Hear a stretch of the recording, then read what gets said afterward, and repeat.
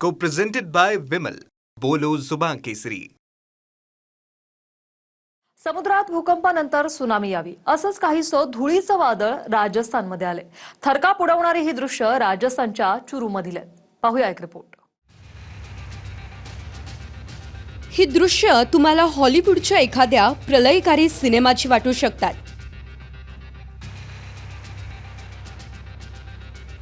सुनामीच्या रूपात समुद्र जणू सारा भूभाग गिळतोय असं दिसणारं हे भयावह चित्र राजस्थानमधलं आहे. राजस्थानमधलं हे धुळीचं वादळ पाहून अनेकांच्या काळजाचा ठोका चुकतोय.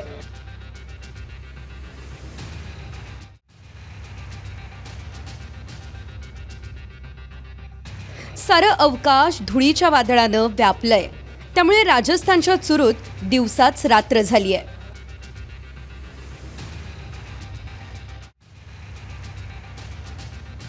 आजूबाजूच्या भागात दृश्यता जवळपास शून्य झाली.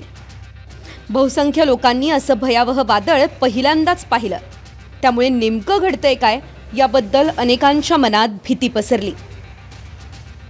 चुरूसह राजस्थानच्या बिकानेर, श्रीगंगानगर, हनुमानगड, जोधपूर, जयपूर या जिल्ह्यांमध्येही धुळीच्या वादळाचा फटका बसला.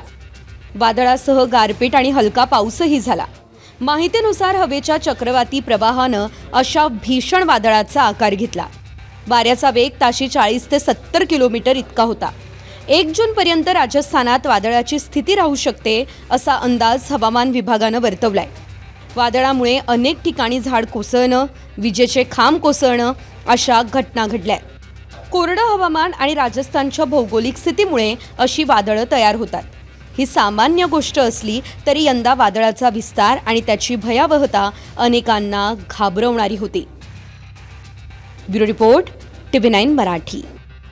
Co-presented by Vimal. बोलो जुबान केसरी.